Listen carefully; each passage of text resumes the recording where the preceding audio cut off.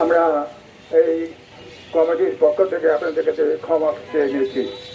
বন্ধুগণ, আজ 1943 সনের 21শে অক্টোবর সিঙ্গাপুরের ক্যাথে বিল্ডিংয়ে নেতাজির আজাদিন স্বাধীন সরকার যেদিন প্রতিষ্ঠা হচ্ছিল, সেই প্রতিষ্ঠা ঘোষণা করার পরে পৃথিবীর 9টি দেশ তখন এই স্বাধীন সরকারকে স্বীকৃতি দিয়েছিল। সেই স্বাধীন সরকারকে পরবর্তী ক্ষেত্রে আরও 2টা দেশ স্বীকৃতি দিয়েছিল।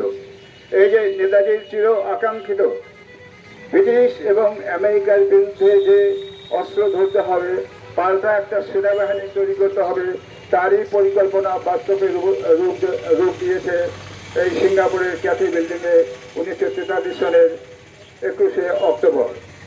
এ হলো আজকে এই স্বাধীন অখণ্ড ভারতের যে স্বাধীন সরকার তৈরি হওয়ার পরেই নেতাজির প্রথম ঘোষণা ছিল ইঙ্গো মার্কিন শক্তির বিরুদ্ধে সশস্ত্র সংগ্রাম এবং যুদ্ধ ঘোষণা করা হলো।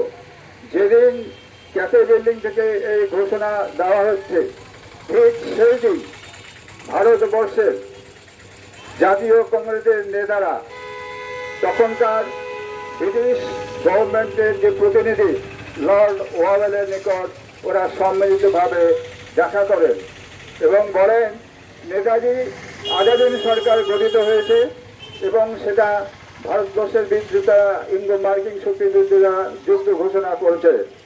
এই অবস্থায় আমরা ভারতবর্ষের ভিতরে যে জাতীয় কংগ্রেস আছে